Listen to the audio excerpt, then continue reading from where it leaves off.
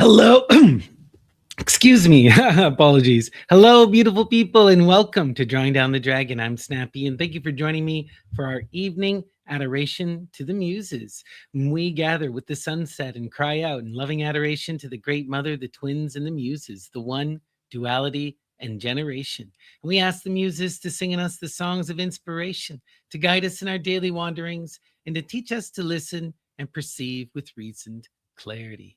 Thank you all for joining me on such a lovely evening. Yo, Saturnalia. It is the second day of the Saturnalia. It is a beautiful, lovely time. Amazing. All right, now let us light our candles and begin our rites.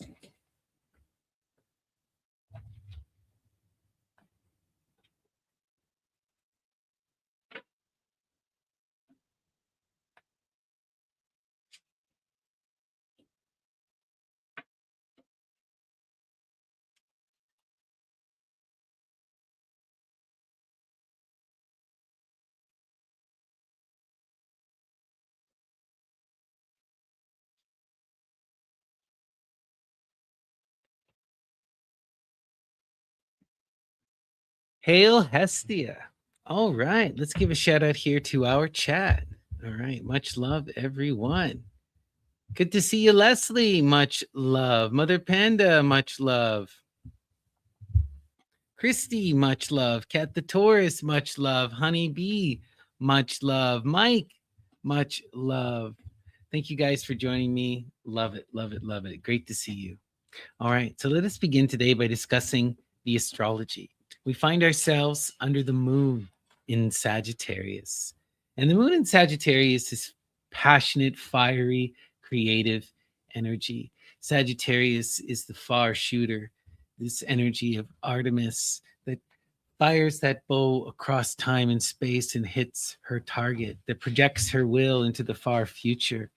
And in the tarot, this is the art card, temperance, the consummation of the lovers, the power that calls us into that divine androgyne form to reform the self and to create that which is greater than the self, to give birth to new life and to manifest new creation. Really powerful, powerful energy, this moon. Now is the time when we can embrace this impassioned, idyllic wonder. We can be in that creative, artistic mode. We can set our sights into the future and really act upon it. You know, really, really powerful stuff. So take a hold of this moment, really inflame your life, shoot that spark, fire your arrow, and imagine where it takes you. Love it. All right, now let us discuss our title. Excuse me. Happened here? Oh, sorry, 1 second here. What's going on with my... Okay, there we go. All right, this is all messed up. Oh, technology, don't we love you? Let's discuss the title. To thy black shades and desolation, I consecrate my life. This comes from an incredible magical poem by George Chapman. And we're going to read a couple poems by George Chapman this evening. And the first one here is The Shadow of Night.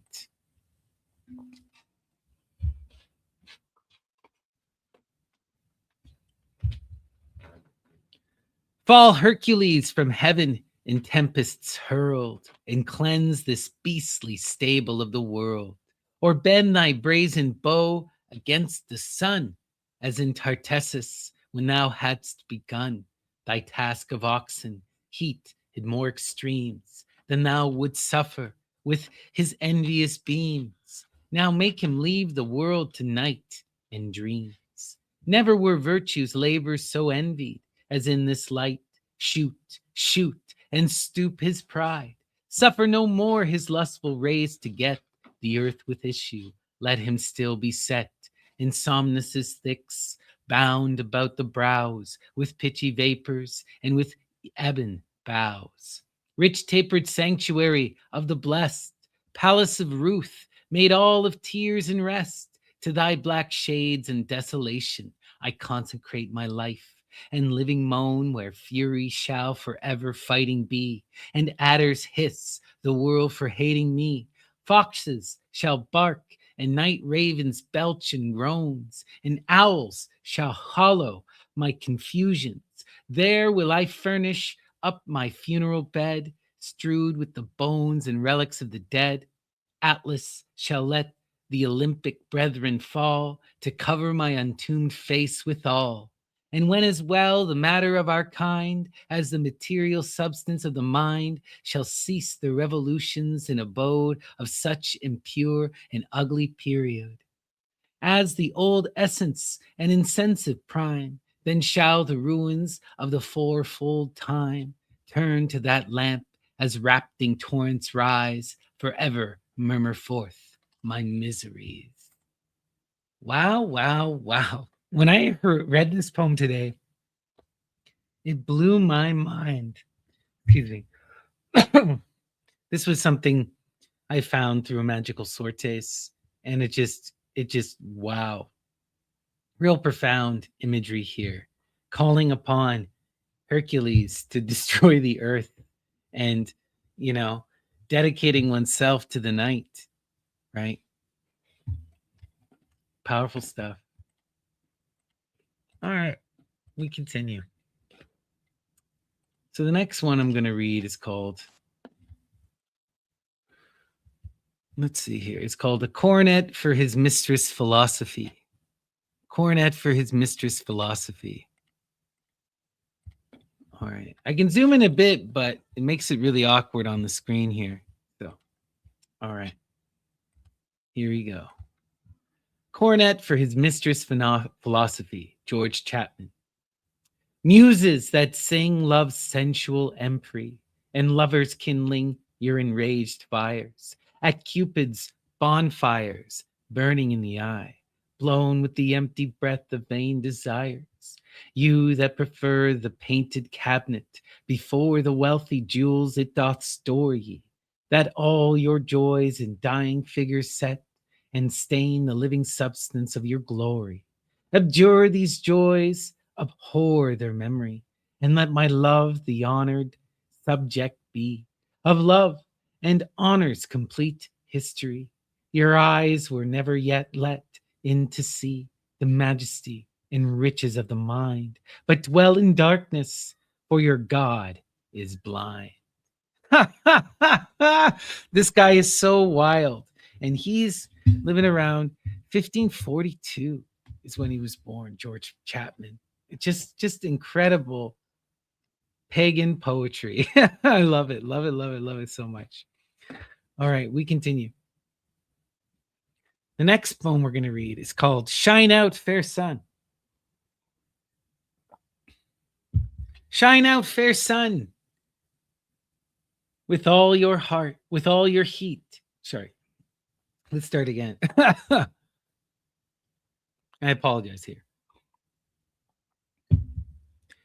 Shine out, fair sun, with all your heat. Show all your thousand-colored light. Black winter freezes to his seat. The gray wolf howls, he does so bite. Crooked age on three knees creeps the street. The boneless fish close, quaking lies, and eats for cold his aching feet. The stars and icicles arise. Shine out and make this winter night our beauty's spring, our prince of light. Love it. All right. And the next one we're going to read by George Chapman is called An Address to Death. Partial devourer, ever of the blessed. Let me get another drink here.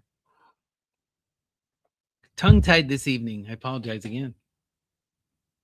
Partial devourer, ever of the best, with headlong rapture sparring long the rest. Could not the precious tears his father shed, that are the kingdoms to be ransomed, his bleeding prayer upon his knees to implore, that if for any sin of his heaven tore from his most royal body that chief lime, it might be ransomed for the rest of him. Could not the sacred eyes thou didst profane in his great mother's tears, the spiteful bane, Thou pouredst upon the cheeks of all the graces, and his most gracious sisters, the defaces, with all the furies, overflowing gales, cursedly fronting her ne'er nuptials. Could not, could not the almighty ruth of all these force thee to forbear the youth of our incomparable Prince of Men, whose age had made thy iron fork his pen, to eternize what now doth murder merely, and shall have for my soul my curses yearly. Tyrant, what knewest thou but the barbarous wound? Thou gavest the son the father might confound. Both lived so mixedly, and were jointly one. Spirit to spirit cleft, the humor bred in one heart, straight was with the other fed. The blood of one the other's heart did fire. The heart and humor were the son and sire. The heart yet void of humor's slenderest part may easier live than humor without heart. The river needs the helpful fountain ever, more than the fountains the supplied river. You know what he's talking about is we cannot live without that beautiful goddess. We cannot live without death. We cannot live without violence. We cannot live without the feminine. And he's equating them all into the essence of the great goddess as the Kori, as Persephone, spring and death, right? And what he's doing in this poem is just so wild. He's recognizing that within his own time in that Christian tradition that he is forced to exist within, they have stricken the feminine, they've stricken death, they have stricken the earth, they have denied the entirety of one half of creation, and so are left blind, right? And he's calling forth to this energy to try and come back and to exist as a whole. Wild stuff, wild stuff. Love it, love it, love it. All right. And the last one we're going to read this evening is called Her Coming. See where she issues in her beauty's pomp as Flora to salute the morning sun, who, when she shakes her tresses in the air, rains on the earth dissolved pearl in showers, which with his beams the sun exhales to heaven. She holds the spring and summer in her arms, and every planet puts on his freshest robes to dance attendance on her princely steps, springing and fading as she comes and goes. Hail, Flora, hail, Chloris, hail, spring, the Kori, Persephone. Wow, beautiful, beautiful stuff. And hail, George Chapman. I hope you enjoyed those beautiful poems, right? Lovely stuff. And we're now going to begin our divination proper. All right. And as always, we begin with our Ganapati Oracle. And let us invoke Ganapati Ganesh, the divine child, the Lord of beginnings, the guardian of the threshold, and the master of the spirits, the Ganas. And we ask Lord Ganapati to send us an inspiring message through the cards and to help ensure that our words are heard by those who need to hear them. So, Lord Ganapati, what is today's empowering and inspiring message?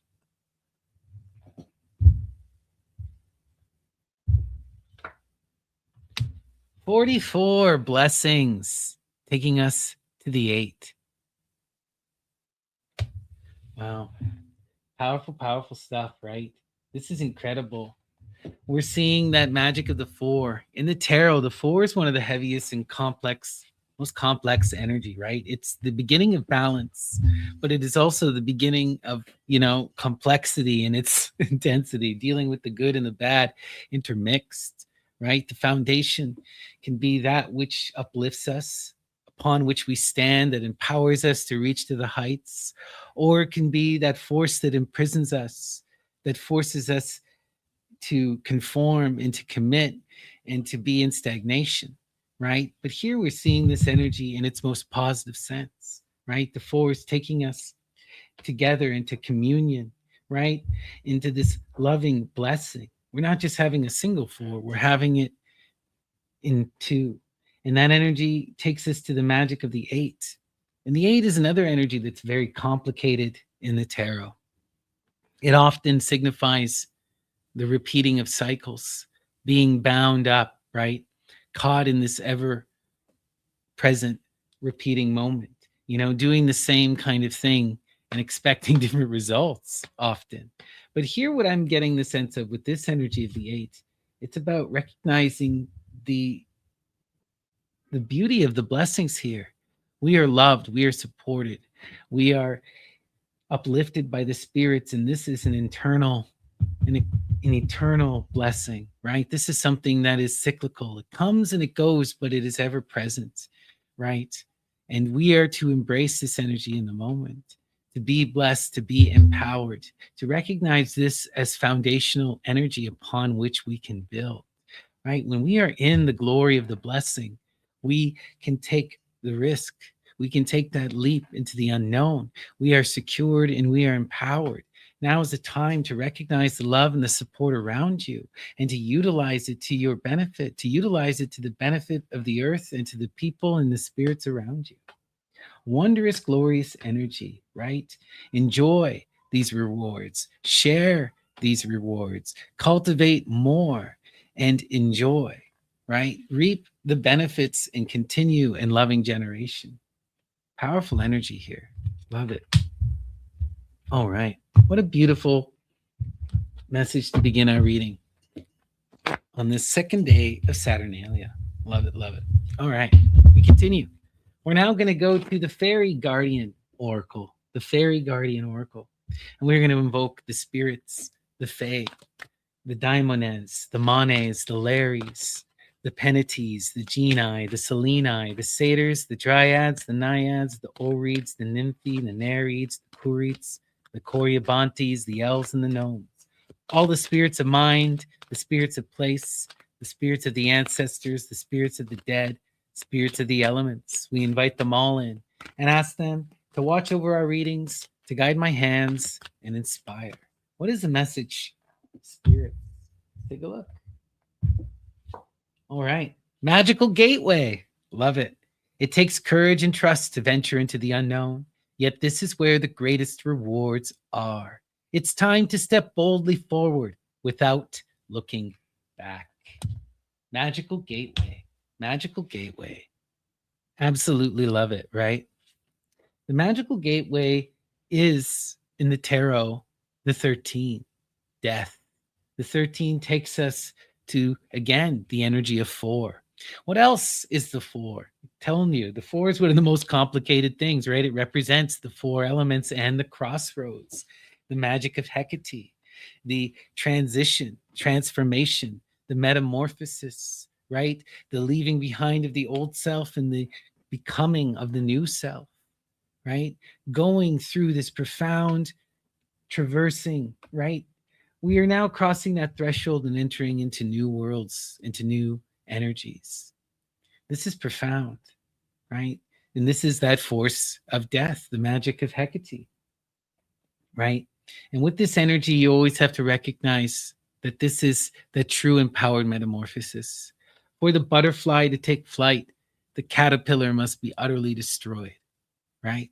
We must be reduced to nothing and reborn anew. But it is profound and it is beautiful. And we continue in our profound existence, ever revivified through that cycle of transformation and change. But in order to fully embrace this energy, you must move forward and don't look back, right? Don't look back. Don't be bound by the past. Don't be caught in those trappings of what you could and should do. Instead, be projecting into the future, empowering yourself in transformation and generation. Cross the threshold. We are supported. We are loved in this moment. Again, we're seeing this moment where we have these 4 energies, right? This elemental power, this blessing, this foundation. We can really empower ourselves, take that leap into the unknown. Now is a time to create magical art. We are under that moon in Sagittarius. Inflame thyself and make that leap, transform and be greater than who you are today, right? Wow. I love it. Love it. Love it. Love it. Let's continue. All right. We continue. We continue. What do you mean you've been catching a lot for Saturnalia? Saturnalia is a time for giving and for loving. I hope you're out and you're enjoying yourself. You're spending it with family, you know. And if you really want to have a good time too, play some dice. Have play with your kids and act like a baby. Make it a good time. And now's the time for gift giving, for celebration, and for love, for revelry, for reverie, you know? Yeah. Life is always complicated, Steve. All right. We're going to continue. We're going to go now to the Thoth Tarot, and we will begin our tarot reading proper. Before I do, please give me a like and a subscribe. It really does make a big difference. It boosts everything in the algorithm, and I would truly, truly love and appreciate it. And if anyone is interested in me pulling them a couple cards, please send me a super chat, a super thanks, or sign up for a YouTube membership. All right. And we're going to do a 9-card Saturn square reading. So take what resonates, discard what doesn't, and trust your own personal intuition above all. All right. And we invoke Apollo and the Muses and ask them to shine their light upon us, to guide us throughout our day, and to help us to realize the beauty of our dreams. So, Apollo and the Muses, what is today's empowering and inspiring message? All right. Let's continue. All right, our center card is Valor. Valor. The 7 of Wands. Beautiful energy, right? The 7 of Wands is all about maintaining empowered focus, staying true to oneself,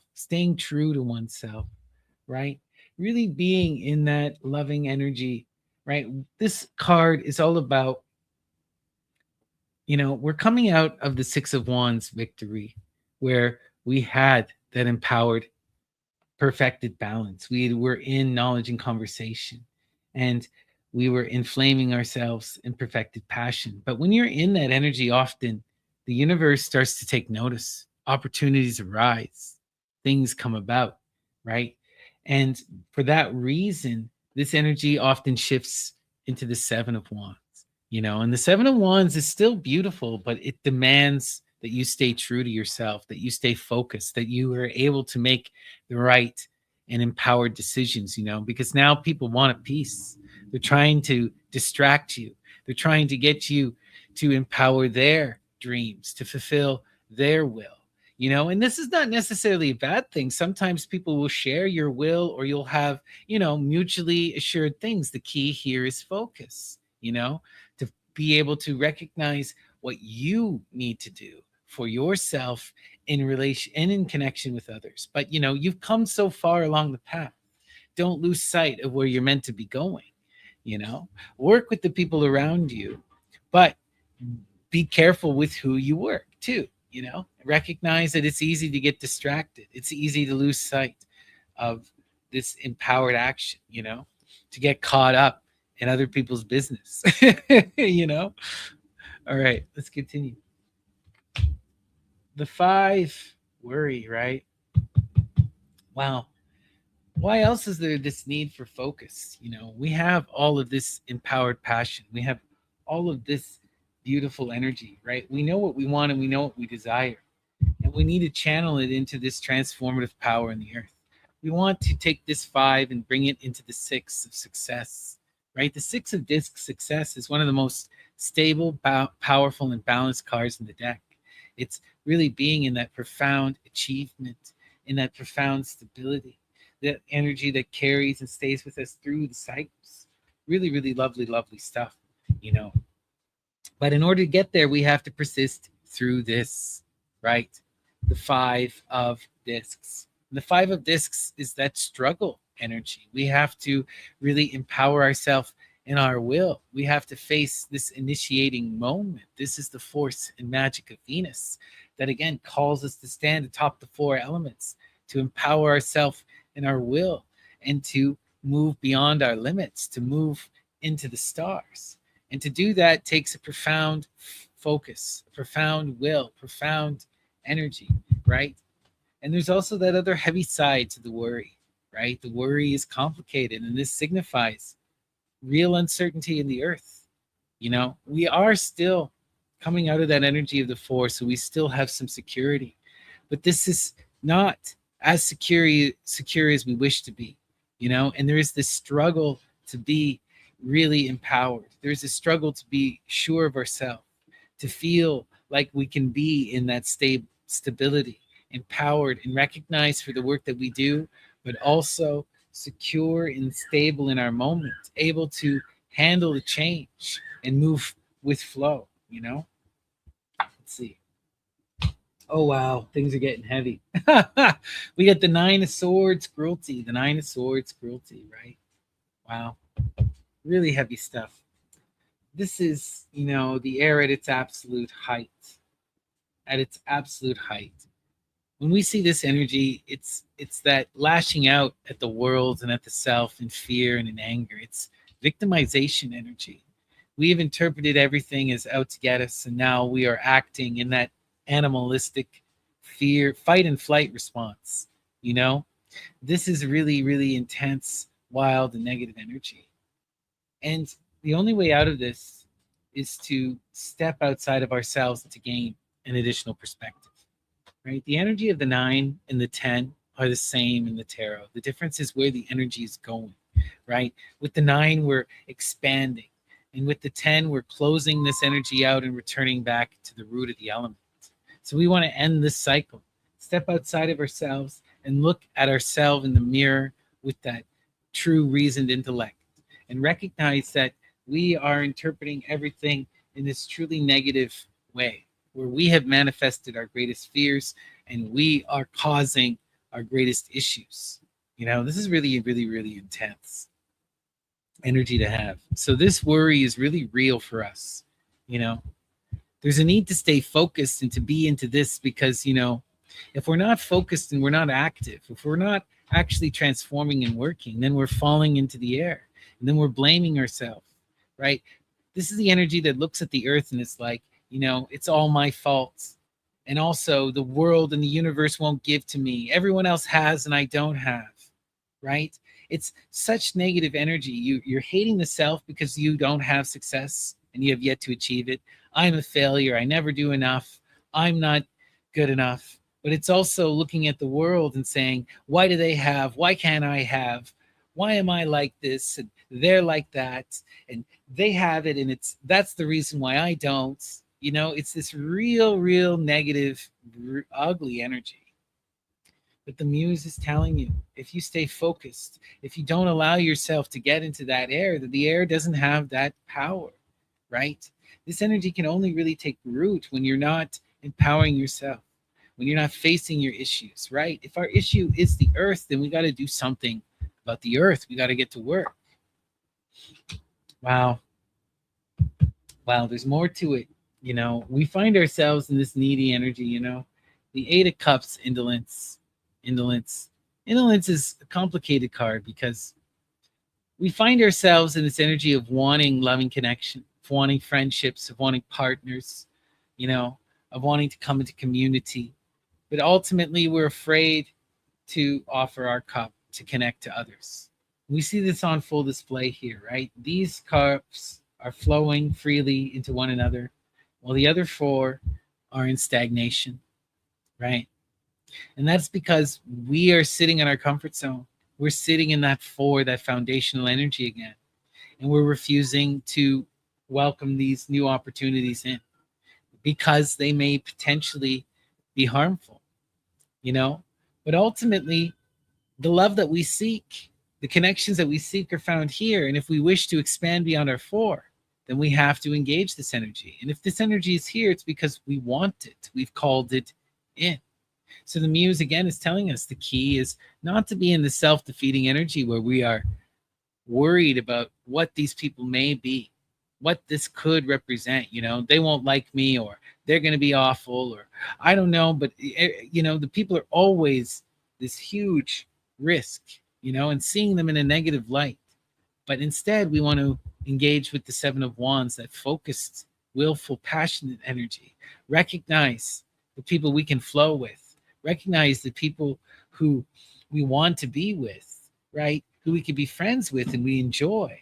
And as long as we're in that focused energy, we can connect to the people we're meant to connect to, and we can move away from those who would be an issue, right? That's all. You just have to be focused and ensure of yourself, confident and able, right?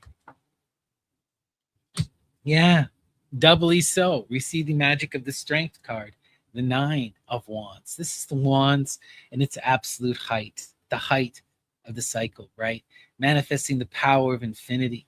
And in the will and in this desire energy, this is about standing tall, about being our true self, about embracing our desires and being in that magic of endurance.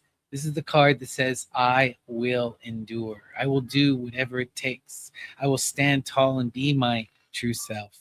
I will pursue what I love with that passionate force and determination.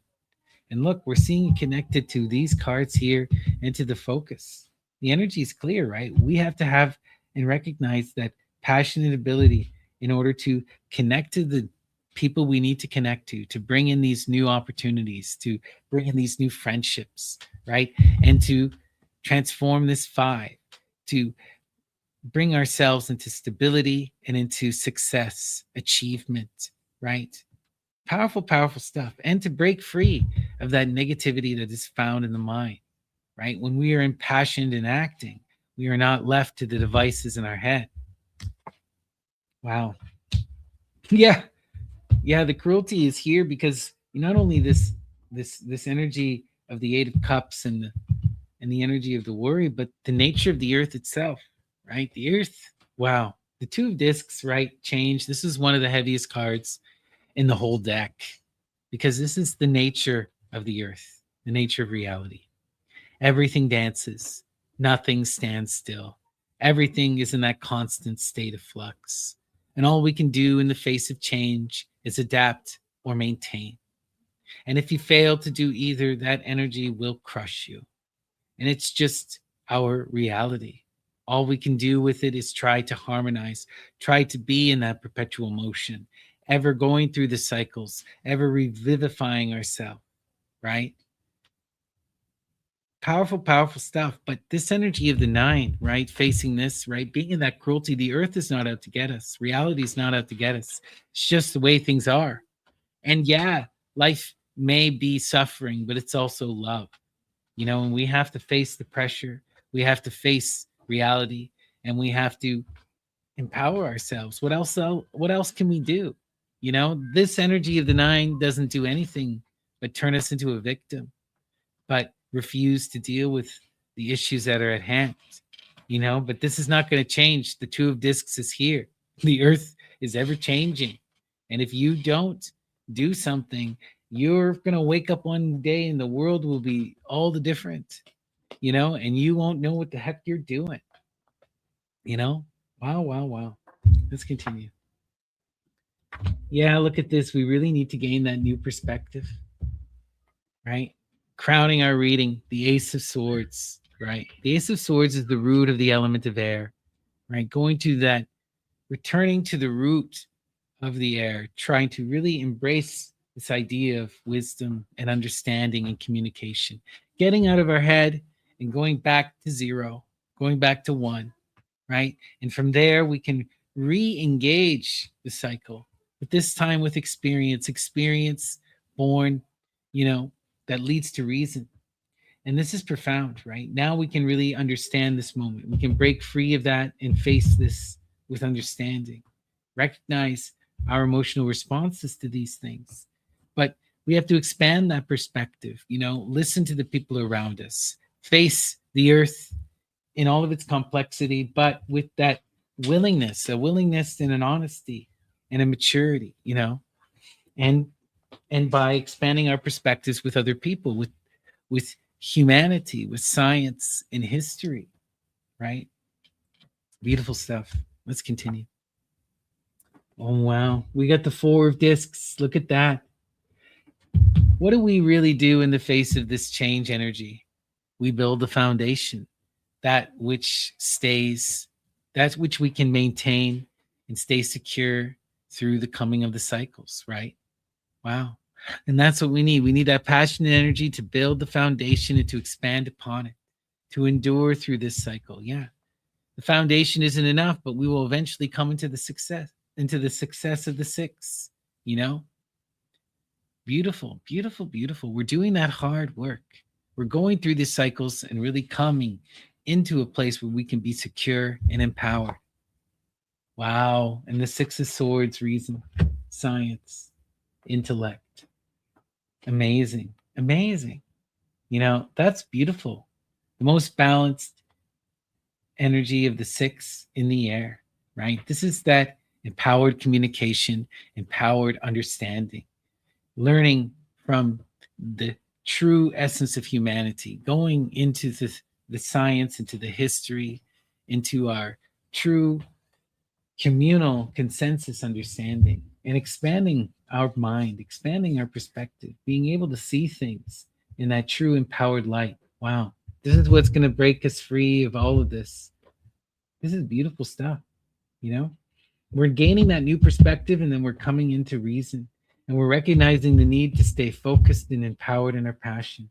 But as long as we are focused and empowered in our passion, and we are doing what we love, and we're continuing to work, not letting ourselves fall into this despair, but facing this worry with that true passion, we can embrace this energy. The change will come, and we will build upon this, right? We'll continue to grow. We're going to take that 5 into the 6 of success. Ultimately, this is good energy. We just need to embrace these new loving connections, get out of our head, embrace that new perspective, listen to the people around us, come into reason, face the earth with that reasoned understanding, face this need for focus and endurance with that reasoned understanding, and get to work. We got a long ways to go. Life is hard, but ultimately it is beautiful. And the muse is telling you, recognize you're in this energy of the 4. You can handle the change, even though the change is heavy. And you can build into this energy you can build past this energy of the 5 into the success. You just have to stay focused and have that determination, right? We need to gain that new perspective and really come into communication. All right. That's the message. Amazing. Thank you so much, Thoth Tarot. Hope that resonated with you. It certainly resonated with me. Beautiful, beautiful, beautiful. Okay. And let's go to our first donation of the evening. Thank you so much for the donation, Steve. All the love in the world to you, my dear friend.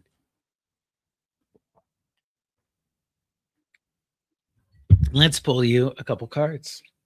We will invoke Apollo and the Muses and ask them to shine their light upon Steve, to guide them throughout their day, and to help them to realize the beauty of their dreams. So, Apollo and the Muses, what is the empowering and inspiring message for Steve? All right, let's take a look.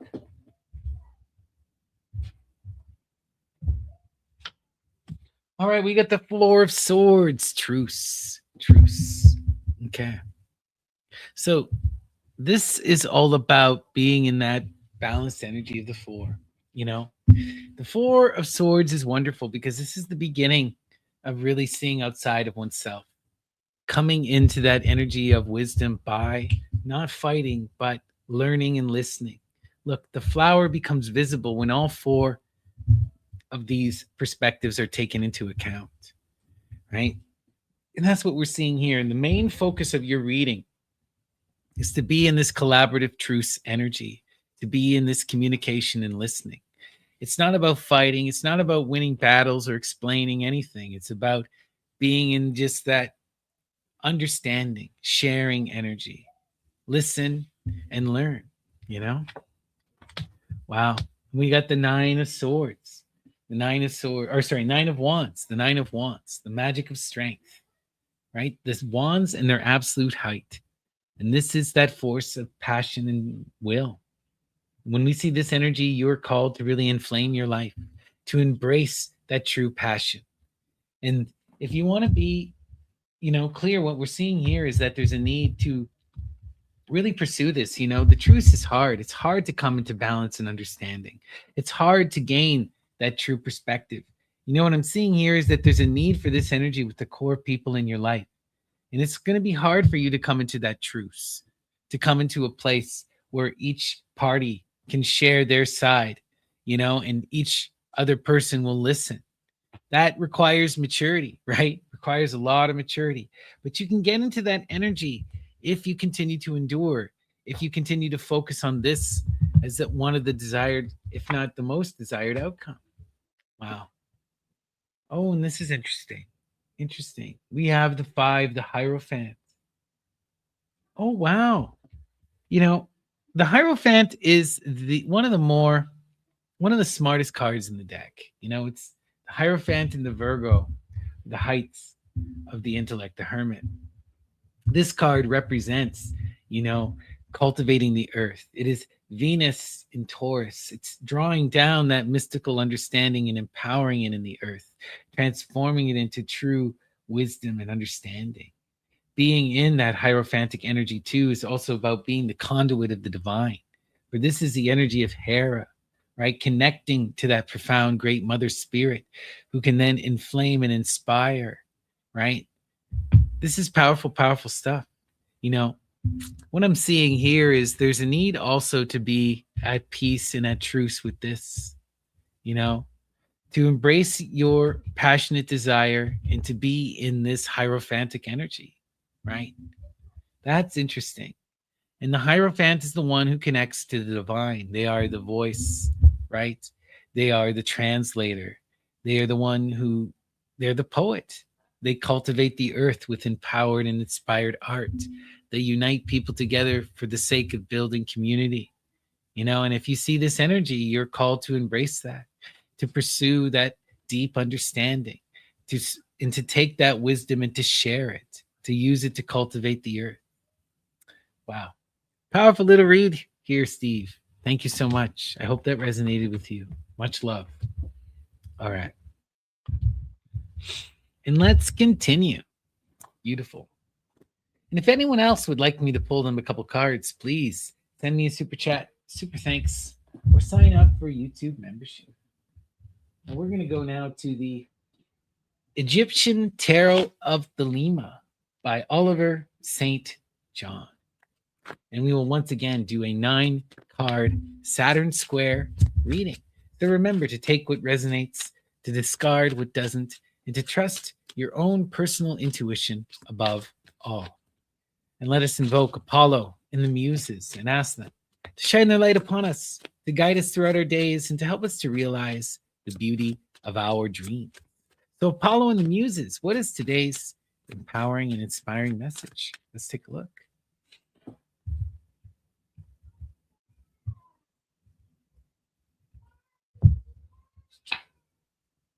All right, we have Ra, the sun. This is wild stuff, right? What an amazing card to have in our center. This is the most positive card in the whole deck, the 19. This is the birth of Plutus, new life, new generation, the birth of the new dawn. Apollo, right? And Artemis born. This magic of the children. Real profound energy here. Wow, wow, wow. What's this energy taking us? 7 of Cups illusion. Oh, man. Right? 7 of Cups illusion, debauchery, right? In order to come into this beautiful energy of the sun, we're going to have to deal with this, right? 7 of Cups is the masking of pain with limited forms of pleasure. This is a refusal to face and to deal with the issues in our life. Rather than deal with those emotional problems, we are then just hiding and running away from them, pretending that they'll go away, But ultimately, those problems don't go away. They compound and they compound. And we wind up harming ourselves the more we engage in this. It's really addictive energy.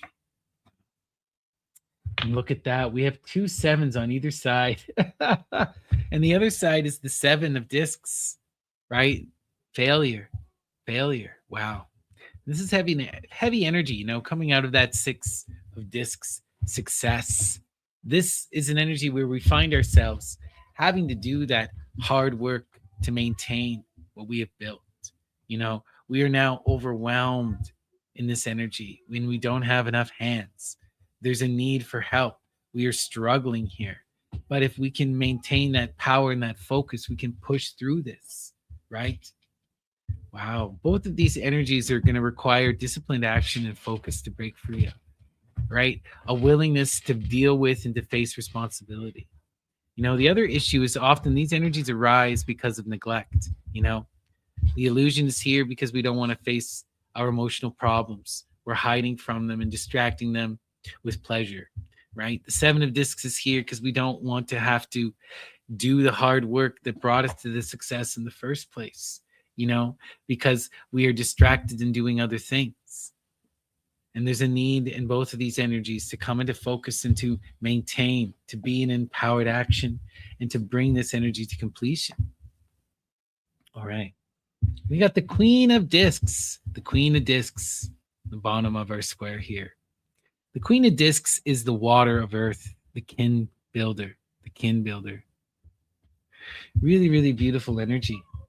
Give my love to Abysmios, D-Love. That's beautiful. And the Queen of Discs, the kin builder, is one of the most powerful of the queens. She's the one who uplifts the people around her, who works with and through the people around her. Her prerogative is to ensure that everyone is provided for, that everyone is supported, right? That real practical, loving, nurturing energy, right? It can be harsh. It can be real pushing, but ultimately it's with the best of intentions, right? It is to ensure that everyone that she loves is secure, that she loves is secured and empowered. But we're seeing here struggling in her two elements, right? This is interesting because this should be where she is empowered, right? The water and the earth. But here she's in this imbalance. There's a need for her to come into discipline. She's allowed herself to become lax, to be in this distracted energy. And the sun that she wishes will come when she can maintain and be focused, be her best, most beautiful self, do the hard work that she's capable of. Wow. Let's continue. Oh, wow. And there's more than just her. This is getting a little complicated. Now we have the Queen of Swords, the water of air. The Queen of Swords is Libra energy. She's the one who comes to, she's the one who comes to really connect people together, to bring them together in loving communication and understanding, right? The water of air, she's that grand teacher as well, the mediator, the one who comes and tries to bring true democratic communication and understanding. And we're seeing these two energies connected here. This could be a profound partnership, a friendship, or a love relation. But ultimately, we're seeing them when they can collaborate together, when getting through this this distracted focus and coming into the new dawn. What I'm seeing here is, the queen is here in her element, but she's struggling. She needs help. And now we're seeing that help coming in the form of the water of air, the Queen of Swords, right? Someone who's smart and willing to listen and to help. Let's see. Oh, and there's more. We have the Prince of Wands. Interesting. The Prince of Wands. The Prince of Wands is the heir of Earth. Like all the princes, this is transitory energy. It represents people who are trying to figure out their place in the world, trying to understand what they're meant to do and what they should be doing, right? They're trying to figure out what choices to make and what those outcomes could possibly be. They're really in that energy of the air. And the air of fire also has this passionate, inflamed energy as well. And this leads to a lot of reckless idealism. This energy can often be truly, truly artistic, but it can also be really, really radical. It can be those artists who blow themselves up, in order to make a point. But ultimately, like all the princes, this energy has to come out of that air. They have to make a profound commitment and change, transform into a queen or a king. They can't stay in this energy of the prince for too long, But what we're seeing here is these energies are coming in order to help the queen, to help her to build in the earth and to bring her into that passionate, loving balance. And this is what will lead to the new dawn when she can collaborate with them, right? She is the kin builder. She seeks to work with, through, and apart. She's the one who unites us in community. And that's the role she must play. And that's what will bring about this transformative power, right? Wow. Oh, wow. And look at that. This is wild. When this queen rises to the moment, when she recognizes that she's the one who can motivate these people, bring them in together, bring them into this focus where we can overcome this energy and bring about a new dawn, this is where she finds herself. She finds herself here, right? The Ten of Wands is profound. It's the breaking of the chains, it's the coming into to true empowered self acceptance. No longer are we bound down by false expectation, whether they are from tradition, religion, family, society, or false images that we have constructed ourselves. We are breaking free of all of it, and we are accepting ourselves in the moment, being at peace, and then we can truly transform and project into our future, right? We can take this energy and return to the root of the element, the fire, and begin the path again, but this time with that experiential reasoning. Because we've gone through this, we know who we are and what we truly want now. Really, really, really, really beautiful energy, powerful energy. Oh, and look at that, the Princess of Cups. Look at that. The sun needs to new life. This empowered becoming needs to profound creation. And, you know, the princesses always represent new life, either new children or profound ideas, right? Things that take on a life of their own. This could also be profound creative art, but something that exists beyond the self that must be nurtured and allowed to blossom. For the princesses are that the earth energy, right? They need to take that time to cultivate the foundation, to come into themselves, but they have so much power and potential if only they can be nurtured and uplifted. And look, we're seeing this incredible potential born out of this passionate dawn when we can overcome these limited forms here. Yeah, and look at that, the nine, Isis, the hermit. That's the other aspect of this, right? It's not just that we have to bring people and unite them together, right, to overcome this issue of the failure, the Seven of Discs, and this issue of the illusion, of the debauchery, the Seven of Cups. But the queen is also going to have to walk that path of the hermit. She is going to have to do the hard internal work, right? The hermit is profound energy. This is the magic of the Virgo, Isis, right? This is Psyche, the one who goes through the trials and tribulations, who passes through the earth and the underworld and rises to the stars, right? The one who does that long, lonesome path, the hard work, right? Faces himself in the mirror, shines the light of the moon into the depths of their soul, right? And willing to go through that process of true empowered refinement, right? Through that disciplined focus. So look, on one hand, the queen is uplifting and empowering the people around her to build. And then on the other hand, she's doing that deep personal work.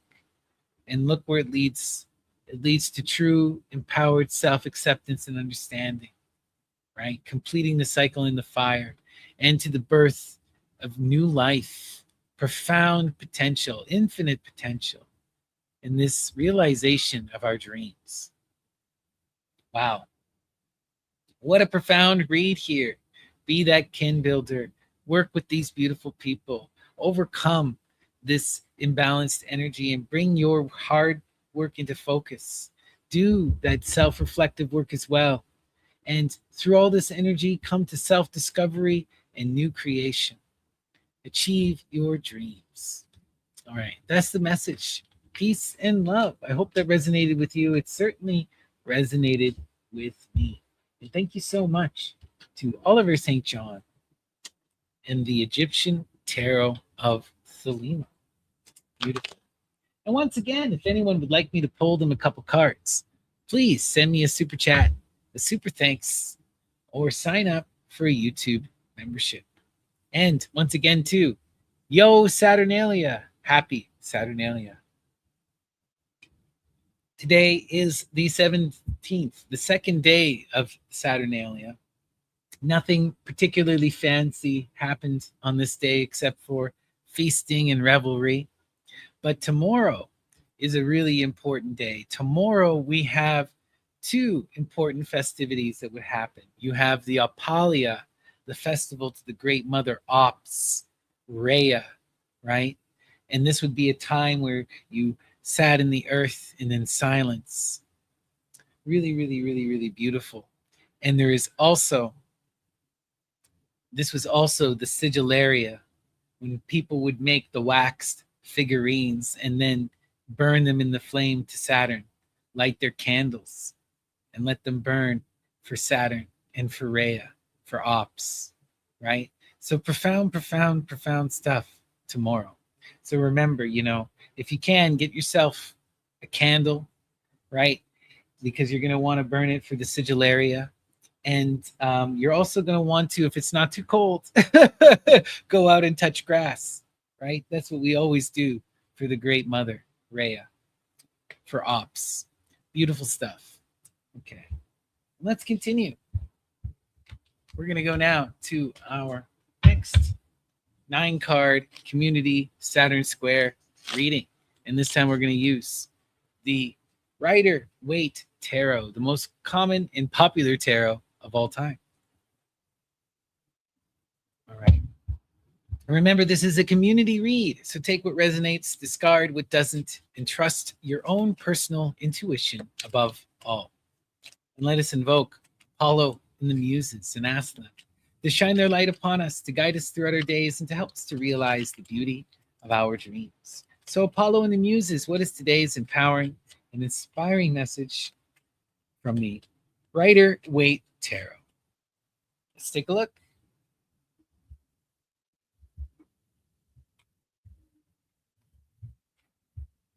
All right, our center card and defining image is the Empress. Wow, the Empress. Venus Pandemos, right? The most creative, most loving, most nurturing card in the whole deck. That great mother force that gives birth to all life, to the infinity, right? Who loves all and makes love to all. Powerful, powerful energy representing the feminine in its totality, that force of generation and creation. Wow, where does this energy take us? Amazing. The Two of Discs, right? The Two of Discs is change. And the change is one of the heaviest cards in the entire deck, right? This represents, the reality of the earth. That in the face of all of the, that everything is in this constant state of flux, that nothing stands still. Everything dances. Everything dances, right? And all we can do is try to adapt and maintain. Try to adapt and maintain. Well, she's that one that goes beyond that. She takes this changed reality and she creates something greater. She manifests generation. In the face of change, she comes into collaborative creation, brings us into further flow in generation, expansion and diversity, ever challenging this change with greater expansion and diversity, wild stuff. Oh, and look at that. On the other side, we have the Emperor. The Emperor is Zeus, the masculine in its totality, in all of its complexity, right? And this energy is that, it's that force that calls us to manifest the vision. The Emperor is the one who builds the foundation, who brings us into the city, who brings us into focus and into creation, who provides us with that security upon which we can build. Really powerful energy. When you take these two forces together, that's when you can really overcome the change, come into empowered creation, right? The 4 and the 3 take us to the magic of the 7. They give birth to the princess, right? The princess is the empowered 7 in the tarot. And these energies also, right? That 7 represents that divine androgyne, right? We see this in the alchemy, that creation of the Faunis, the Rebus, really, really powerful stuff here. Oh, wow. But these two energies are being forced to face the tower, right? It's not just the change, but it's this radical change of Aries. The tower is intense, complicated energy. When we feel this force, we have to react. You know, this energy comes to force you to innovate, to change, to force you to adapt. It comes to upset the old growth, to challenge anything that isn't stable, right? And to bring everything stable into better focus. This is really intense energy, but ultimately it leads to profound opportunity. But anything that isn't stable, anything that isn't empowered will collapse, right? Wow. And there's the Five of Cups. The Five of Cups, disappointment. You know, it's that great Mother Venus energy, that force that calls us to move beyond the four elements in the waters, right? In the waters. This is about coming into true loving harmony, manifesting the six of pleasure, right? Being in that loving reciprocity and in that true emotional fulfillment, that energy that can take us to the heights of ecstasy. And to get there, we have to really be in this true empowered connection. We have to be willing to do the hard work of coming into connection, of putting our cup out there, right? Of overcoming the sadness through trial, through struggling to come together. Wow, look at this. Look at that. We got the 10 of discs completing the cycle. Look, when we can adapt and face the change, when we can learn to come into greater communication and loving reciprocity, when we can face this tower together, right? This is what will lead us into this energy of the completion of the cycle. It will force us to adapt, to work together in true empowerment. Really beautiful energy, right? The 10 of discs is accomplishment, wealth, abundance, but we have created something, given birth to something, manifested something greater than ourselves, and now we reap the benefits of it, right? And we can go back also to the root of the element and create again. This is really profound. We're seeing these two come together and create, complete the cycle in the earth. But in order to get there, they have to be in this loving, emotional reciprocity. They have to face this energy of the tower. And that tower is going to force them to adapt, to deal with these issues, to work together and to come into collaboration and accomplishment, achievement. Wow, let's continue. And look at that. We've got the page. They're giving birth to the princess, the seven, the page. And here we have that princess, that page energy, in its most innocent as the earth of water, the one who comes to nurture the earth with that loving, empowered love, that loving emotional energy of the waters. Wow, that's a really, really amazing. You know, we're seeing these two energies really come together, not only to create something, but to give birth to new life, right? And this energy has such infinite potential. It just needs to be supported and nurtured. And here it's being supported and nurtured by this balanced, loving couple. Wow, wow, wow. That's incredible. Let's continue. And the key to this energy is to stay in focus. We have the Seven of Wands, valor, right? Look, we are on that path of the fulfilling of our true will, right? We just need to keep that focus. We want to uplift and protect this energy. We want to complete and build in the earth, right? We want to build that temple. We want to give birth to new life. These are our passionate joys. This is what we're looking for. As long as we are working for and struggling for this energy, we'll come into loving reciprocal flow, right? We'll get over this negativity. Wow. Amazing. Let's continue. Make sure you send Gandhi my love, honeybee. I know he's going through it. Wow. It's just, yeah. Not more, doesn't need to be said anything, but wow, I feel for the man and for your loved ones. It's unacceptable stuff. Yes, let's continue here. Sorry. The star card. The star card, right? This is beautiful energy. Aphrodite Kometho. The star card calls us to cry out in loving adoration. and to reach up into the heights of the ideal. This is the goddess Estrella, the one who sets herself ablaze and rises to the stars. You know, this is beautiful energy. And if we really cry out in loving adoration, if we really manifest our vision, we can overcome the collapse. We can accomplish what we set to accomplish, and we can love and nurture the child. This is what they're saying. When that couple is united in the dream, right? Then they can really come into this completion and fulfillment energy, right? They can bring this into balance. Yeah, it's going to be a struggle and there's going to be a need for change. Yes, there's a need to be in better communication. But look, we want to be in communication. We're struggling to work together, right? We just need to stay focused, stay in that loving vision, and we will achieve.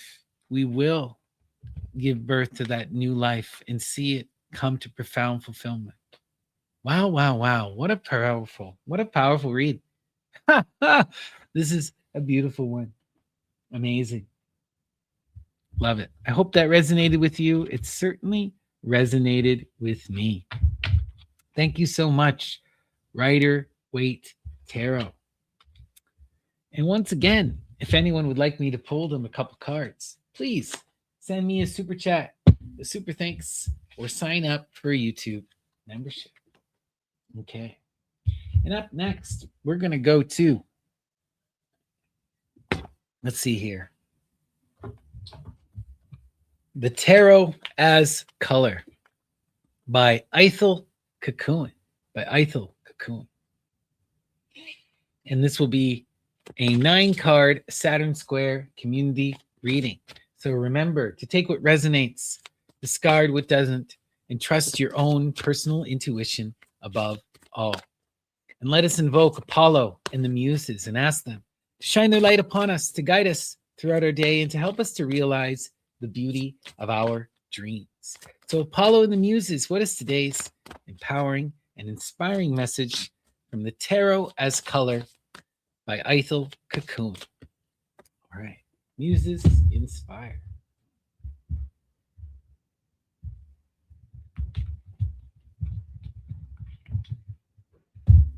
Okay, and our center card and defining image, the devil, the lord of the gates of matter, the child of the forces of time. Heavy energy, right? The devil, Capricorn. This is all about facing ourselves in the mirror. The devil is the light of the full moon, the grand shaman, the adversary. And this force is all about forcing us to overcome and refine ourselves. He demands that true love and wisdom. Anything less, and he'll send you on a profound journey. But if you can really pursue that love, if you can master and overcome, if you can prove your skill, and if you can show that desire for that loving refinement, he will lead you to the middle path. He will take you up the holy mountain and allow you to engage the crown of the initiates. Powerful, powerful energy here. So much potential, but also a lot of struggle. Let's see.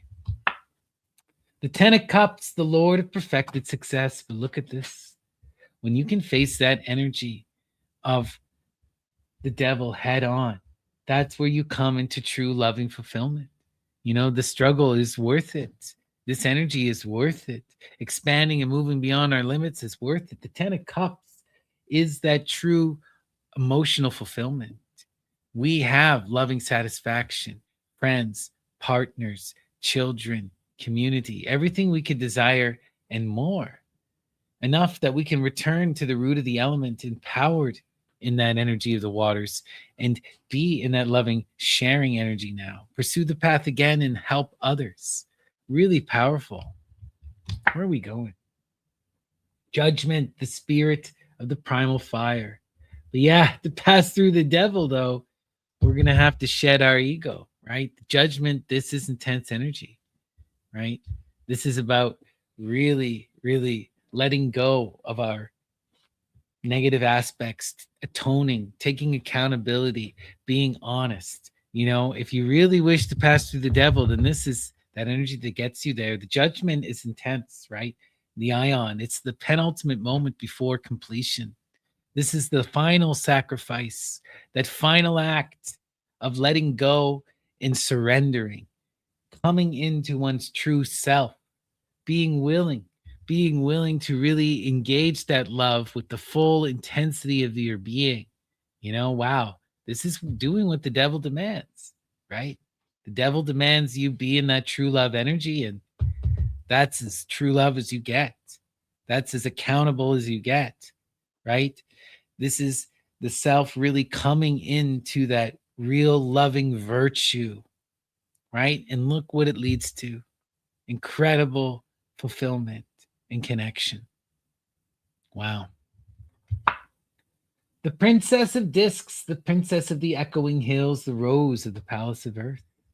Wow, the princess of discs, new life, right? New generation, new ideas, the earth of earth. And that means it's the princess in her most natural, the empowered craftsman, the grand builder, the true artist, the one who transforms the earth, right? Real profound energy, so much potential here. Look what's coming out. When we can really face that devil, face ourselves, right? Become our best self. Not only are we going to manifest all this loving connection and community, but we're going to give birth to new life, new ideas that will really transform our reality, that have this infinite potential. They need to be nurtured and loved, but there's so much creative power here. Wow. And look at that. We're showing up as the Queen of Cups. Beautiful. Of course, the Queen of Cups, right? With all this water and this child energy, right? The Queen of, and that need to pass through the fire. What do I mean? The Queen of Cups is the water of water. This is the mature person who's in that true nurturing energy, right? This is the mother in her most sacrificial and her most loving, the one who is freely giving and is always in that energy of trying to support and uplift those around her, pay attention to their emotional needs. Real loving energy, but also this energy that it's ultimately hidden. They've hidden themselves below the waters. The queen is in that sacrificial mode.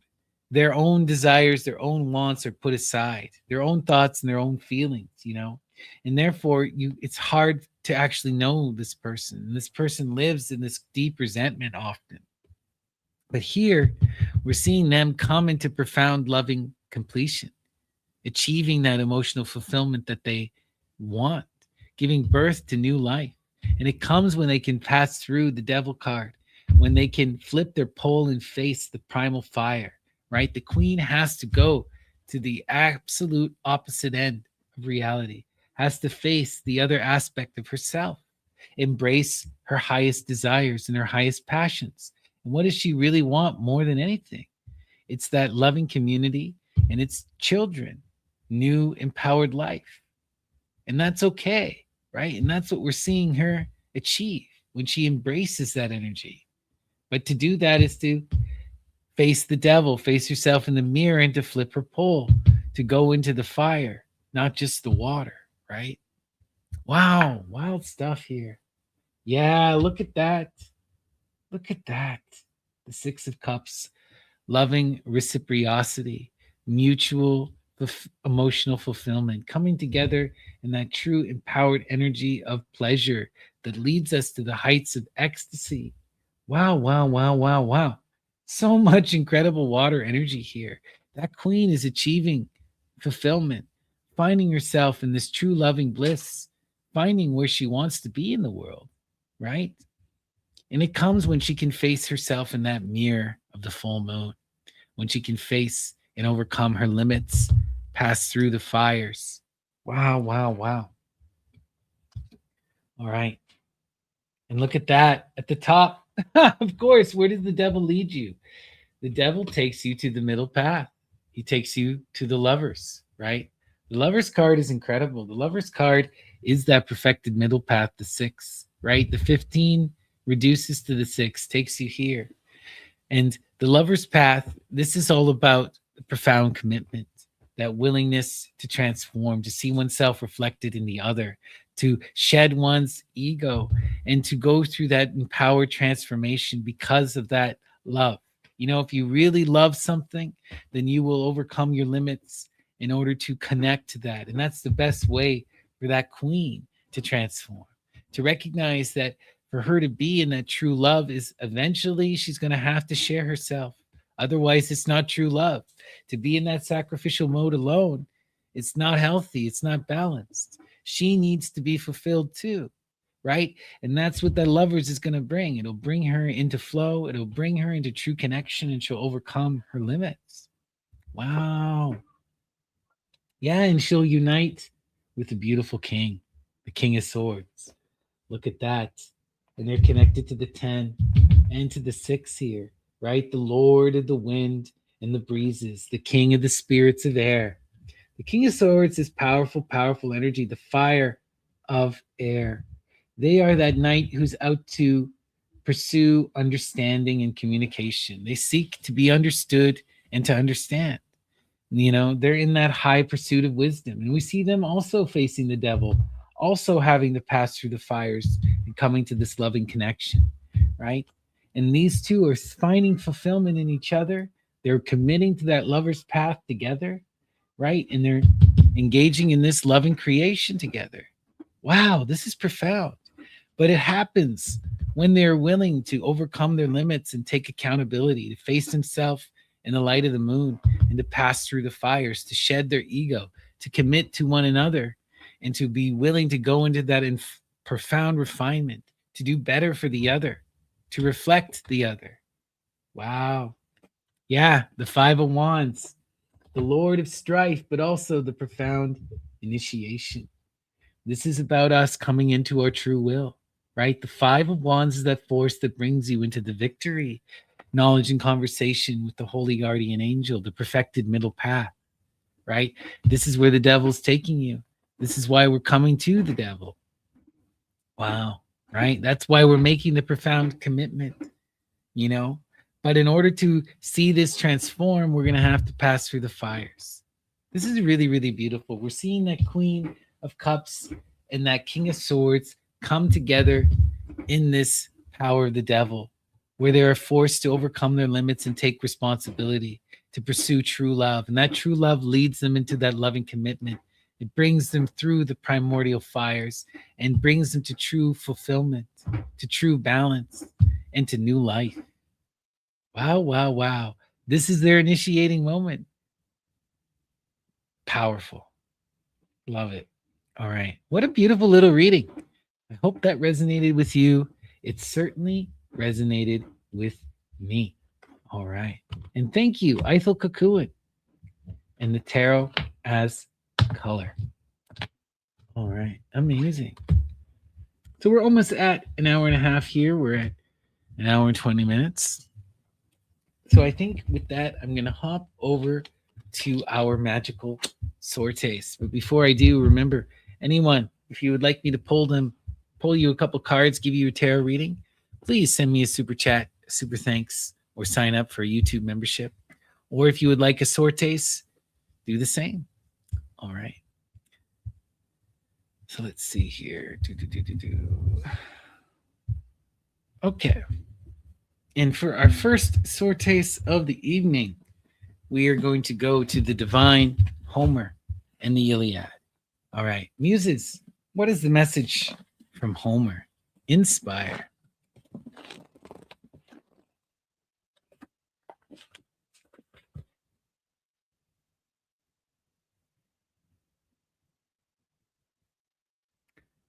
I'll tell you one more thing. Take it to heart. No long life is ahead for you.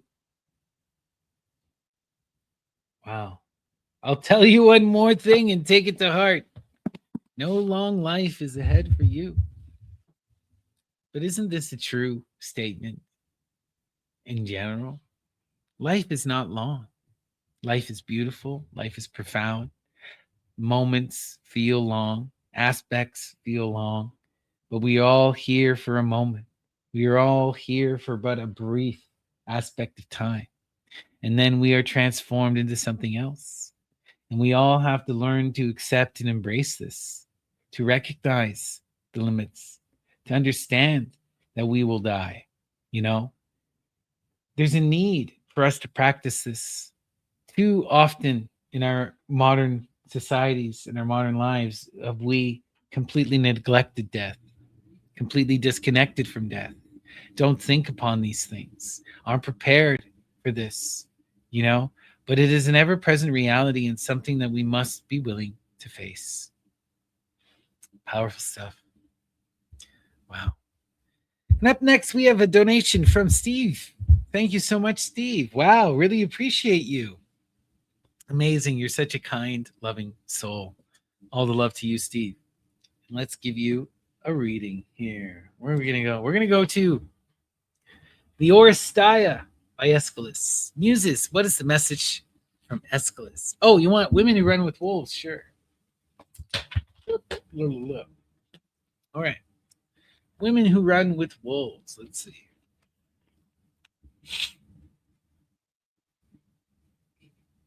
The man in the black coat was the devil. What stands behind the mill is the tree, yes, but our daughter is also there sweeping the yard with a willow broom. And so the parents stumbled home weeping tears all their own on all their finery. Their daughter stayed without a husband for 3 years and had a temperament like the first sweet apples of spring. The day the devil came to fetch her, she bathed and put on a white gown and stood in a circle of chalk she'd drawn around herself. When the devil reached out to grab her, an unseen force threw him across the yard. The devil screamed, "She must not bathe any more, else I cannot come near her." The parents and the girl were terrified, and so some weeks went by and the daughter did not bathe until her hair was matted and her fingernails were like black crescents, her skin gray, her clothes darkened and stiff with dirt. Then, with the maiden every day and more resembling a beast, the devil came again. But the girl wept and wept. Her tears ran through her fingers and down her arms, so much so that her dirty hands and arms became purest white and clean. The devil was enraged. "Chop off her hands, otherwise I cannot come near her." The father was horrified. "You want me to sever the hands of my own child?" The devil bellowed, "Everything here will die, including you, your wife, and all the fields for as far as you can see." The father was so frightened he obeyed, and begging his daughter's forgiveness, he began to sharpen his silver axe. The daughter submitted, saying, "I am your child, do as you must." And this he did, and in the end no one could say who cried out in anguish the louder, the daughter or the father. Thus ended the girl's life as she had known it. When the devil came again, the girl had cried so much, the stumps that were left of her limbs were again clean, and the devil was again thrown across the yard when he attempted to seize her. Cursing in words that set small fires in the forest, he disappeared forever, for he had lost all claim to her. The father had aged 100 years, and his wife also. Like true people of the forest, they continued as best they could. The old father offered to keep his daughter in a castle of great beauty with riches for life, but the daughter said she felt it more fitting she become a beggar and depend upon the goddess of others for sustenance. And so she had her arms bound in clean gauze, and at daybreak she walked from her life as she had known it. She walked and walked. High noon caused her to sweats to streak dirt on her face. The wind disheveled her hair until it was like a stork's nest of twigs all tangled this way and that. In the midst of the night she came to a royal orchard where the moon had put a gleam on all the fruits that hung from the trees.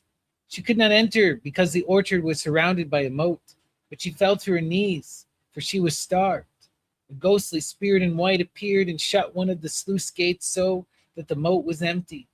The maiden walked among the pear trees, and somehow she knew that each perfect pear had been counted and numbered, and that they were guarded as well. Nevertheless, a bough bent itself low, its limb creaking, so that she could reach the lovely fruit at its tip. She put her lips to the skin of the pear and ate, while standing there in the moonlight, her arms bound in gauze, her hair of fright, appearing like a mud woman, the handless maiden. The gardener saw it all, but recognized the magic of the spirit who guarded the maiden and did not interfere. After the girl finished eating the pear, she withdrew across the moat and slept in the shelter of the wood. Wow. Wow, wow, wow. I think we're going to end there. That was a wild one. There's more to that. story for sure. But man, you're seeing this girl who the devil tries to come and destroy, but the purity of her tears keep perfecting her, keep cleaning her, keep that evil away. But she's forced to become a beggar after she loses her hands. Wow. But the spirits protect her and they bring her the fruit of the land. Wow, wow, wow. Wild stuff. Let's continue. All right. Next up, we've got Mother Rhea. Thank you so much, Mother Rhea. Let's give you a beautiful sortes. Let's see. Where do we want to go for Mother Rhea?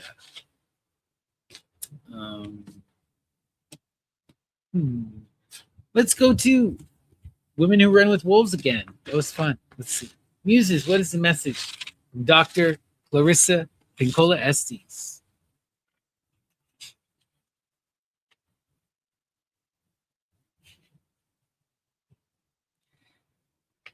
This is how she learned that it is true what they say, that the wolf is the wisest of all. If you listen closely, the wolf in its howling is always asking the most important question.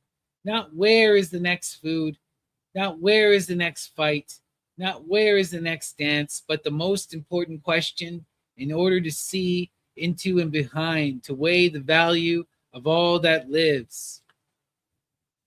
Where is the soul? Where is the soul? Go out into the woods, go out. If you don't go out into the woods, nothing will ever happen and your life will never begin. Now that's a wild reading, Mother Rhea. Love it, love it, love it, love it. The wolf howl. And what is the wolf howl? Where is the soul? Love it. Amazing. All right. Okay, D-Love. Okay, for D-Love, we're going to go to Thomas More, Complete Poetical Works. What's the Muses? Muses, what's the message for D-Love from Thomas More?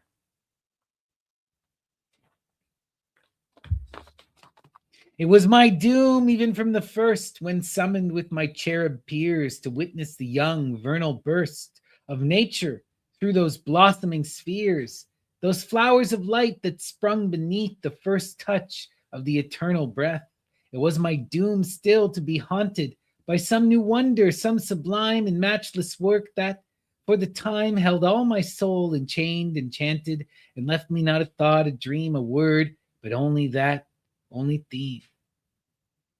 Wow. It was my doom to fall in love with the world and to experience life and to desire it evermore. Wild message. And this is one of those profound questions. Do you choose life?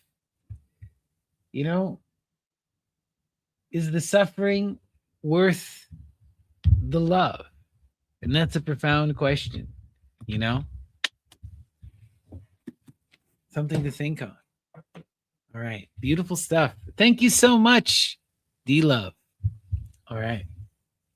With that, let's continue. All right. I think we're going to do one more sortes here, and then we're going to call it.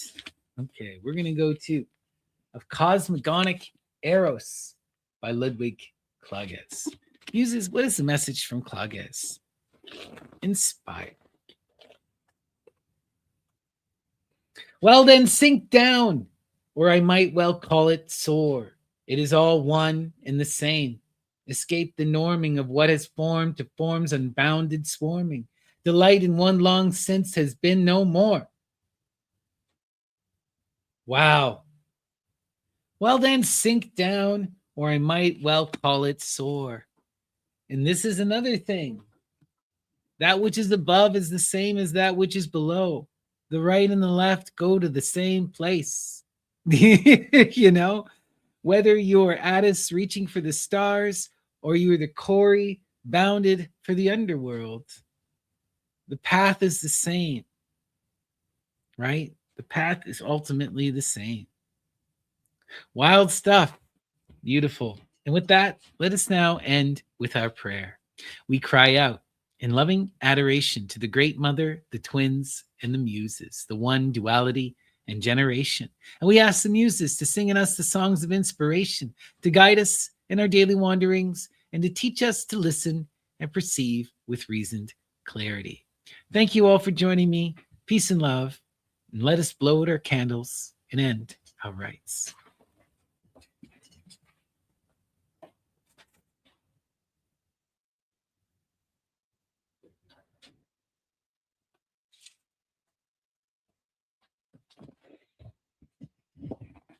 Hail Hestia!